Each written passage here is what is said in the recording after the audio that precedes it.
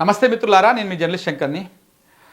రేవంత్ రెడ్డి గారి ప్రభుత్వము ఎటు తిరిగినా ఎటు చూసినా రైతుల నెత్తిలా శటగోపం పెట్టేటువంటి కార్యక్రమం చేస్తున్నది. రైతులను నిండా ముంచేటువంటి కార్యక్రమం చేస్తున్నది. అది ఏ రకంగా చూసుకున్నా, కరెంటు విషయంలో చూసుకున్నా, పెట్టుబడి సాయం విషయంలో చూసుకున్నా, నీళ్ళు ఇచ్చే దాంట్లో చూసుకున్నా, పంట పండించే దానికి ఎరువులు ఇచ్చేదానికి చూసుకున్నా, అలాగనే పండించిన పంటను కొనే దాంట్లలో జాప్యం చూసినా, ఆ కొన్నాక వచ్చే పైసలలో జాప్యం చూసినా, వచ్చేటువంటి బోనస్ కానీ లేకపోతే మిగతా పైసలు కానీ ఈ వేసే దాంట్లో చూసినా, ఎట్టు చూసినా కానీ రేవంత్ రెడ్డి గారి సర్కారు వచ్చిన కాడ నుంచి రైతులకు అది ఒక కాలరాత్రి లెక్క, అదొక చీకటి రోజుల లెక్కనే ఉంది తప్ప ఏమీ ఇగురు పడ్డట్టు కానీ, ఏమి ముంగలిపోయినట్టు కానీ, ఓ 4 రూపాయల చేతిలో ఉన్నట్టు కానీ ఏం కనపడతలేదు, ఏమీ అర్థమైతలేదు.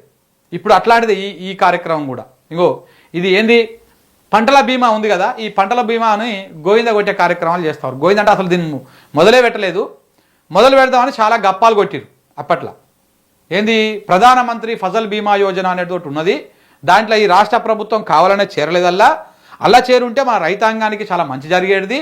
అకాల వర్షాల వల్ల ఏమైనా పంటలు నష్టం జరిగితే, ఏదన్నా ఇబ్బంది అయితే వాళ్ళకు ఆ ఫసల్ బీమా యోజన కింద పైసలు వచ్చేది రైతులకు. రాష్ట్ర ప్రభుత్వం చేయకపోవడం వల్ల చాలామంది రైతులు నష్టపోయారు.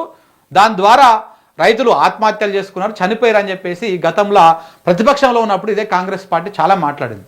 ప్రతిపక్షంలో ఉన్నప్పుడే కాదు, ఎన్నికలకు పోయినప్పుడు ఇక్కడ చూడండి మీరు, ఎన్నికలకు పోయినప్పుడు ఇక్కడ వరంగల్ డిక్లరేషన్ పెట్టేసి ఇందులో 5వ హామీ కింద ఇక్కడ వివిధ కారణాలతో చేత, ఇక్కడ మీరు క్లియర్గా చూడొచ్చు, వివిధ కారణాలతో పంట నష్టపోతే తక్షణ నష్టపరిహారం అందేలా పటిష్టమైనటువంటి పంటల బీమా పథకం తీసుకొస్తాము అని చెప్పేసి పెట్టిరు. అందులో ఏది మొత్తము రైతు డిక్లరేషన్, వరంగల్ రైతు డిక్లరేషన్లో 9 హామీలు ఇస్తే ఆ 9 5వ హామీనే ఇది. 5వ హామీలో కూడా మళ్ళీ 3 ఉన్నాయి. 5వ దాంట్లో మళ్ళీ 3 ఉన్నాయి. ఒకటేంది, వివిధ కారణాల చేత పంట నష్టపోతే తక్షణమే నష్టపరిహారం అందేలా పటిష్టమైన పంటల బీమా ఒకటి, రైతు కూలీలు భూమి లేని రైతులకు సైతం రైతు బీమా ఒకటి, రైతు బీమా, మహాత్మా గాంధీ ఉపాధి హామీ పథకాన్ని వ్యవసాయ పంటలకు అనుసంధానం చేయడం ఒకటి. ఈ 3 హామీలను 5వ గ్యారంటీ 5వ దాని కింద ఇచ్చిరు. మొత్తం 9 హామీలతోటి వరంగల్ రైతు డిక్లరేషన్ పెడితే ఇందులో 5వది అదే. ఏమని చెప్పారు, ఈ మాట ఎన్నికలకు ముందు చెప్పారు. రైతులు నిజమనే నమ్మిరు, కాంగ్రెస్ పార్టీకి ఓటేసిరు, గెలిచినాక ఎంపీ ఎలక్షన్లో కూడా ఇదే నమ్మబలికిరు. ఎంపీ ఎలక్షన్ల ముందులో రకరకాలుగా మాట్లాడారు. ఇక వచ్చేస్తున్నది, దాని మీద రివ్యూ పెట్టేసి వెంటనే తుమ్మల నాగేశ్వరరావు గారు రివ్యూ పెట్టేసి ఆ ఫసల్ బీమా ఏంది, ప్రధానమంత్రి ఫసల్ బీమా తీసుకురండి, దాని ఎట్టెట్ట ఉంటుంది, దాని కథ ఏంది, మనం అందులో చేరుదాము, ఈ మొత్తం ప్రీమియం కూడా మనమే కట్టేదాము, రైతుల మీద ₹1 భారం వేయొద్దు, మనమే రైతులకు మంచి చేద్దామని చెప్పేసి ఎనలేని ప్రేమలకు పోసిరు. అదేదో చేసి ఆ కార్యక్రమం హడావుడి చేసిరు. మీరు రివ్యూ మీటింగ్లు ఇవన్నీ చూసి నిజంగానే రైతులు మనలాంటి వాళ్ళు చాలామంది అబ్బా నిజంగానే రైతుల మీద చాలా ప్రేమ ఉంది వీళ్ళకి అనుకున్నాం. కానీ ఉత్తకథనే అదంతా. తర్వాత ఎన్నికల కూడా వాయిదా వేసిరు. దాని తర్వాత మళ్ళా ఓ సందర్భంలో ఏది రుణమాఫీ చేస్తున్న సందర్భంగా ఇక మన తుమ్మల నాగేశ్వరరావు గారు ఏం మాట్లాడారు ఒకసారి చూడండి, ఇదే బీమా గురించి. ఇదే కాదు, ఆయన ఆధ్వర్యంలో ఈనాడు పంటల బీమా కూడా ప్రవేశపెట్టండి. అకాల వర్షాలు కావచ్చు, ప్రకృతి వైపరీత్యాలు కావచ్చు, లేదు వాతావరణ పరిస్థితుల దృష్ట్యా పంట కోల్పోతే గత ప్రభుత్వంలో పంటల బీమాని కూడా తీసేశారు. దాన్ని మనం పునరుద్ధరించాల్సినటువంటి అవసరం ఉంది.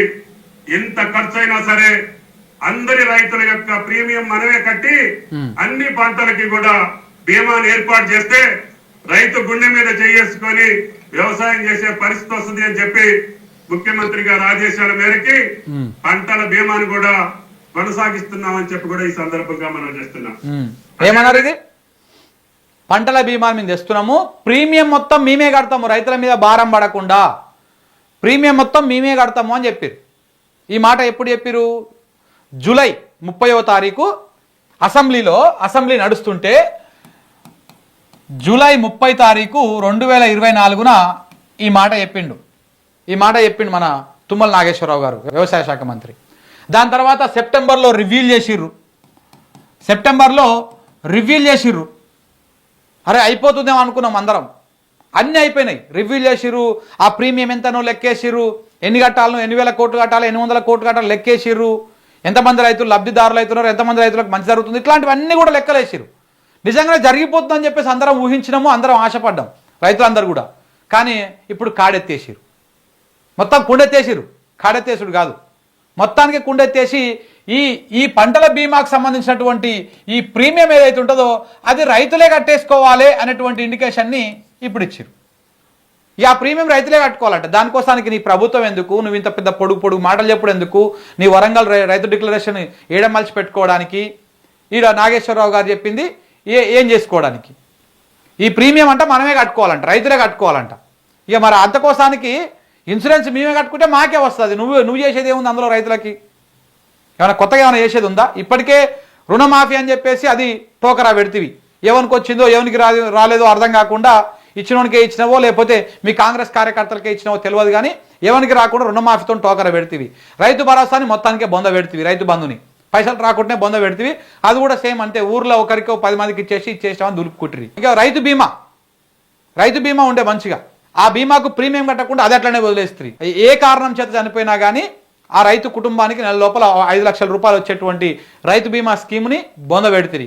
ఇప్పుడు పంటల బీమా కన్నా మీరు పోనీ ఆ ప్రీమియం కట్టేసేదో నష్టపోతే ఆ రైతుకు 5-10 వస్తాయేమనుకుంటే అది కూడా లేకుండా ఈ పంటల ప్రీమియం, ఈ బీమా ప్రీమియం రైతులే కట్టుకోవాలంట.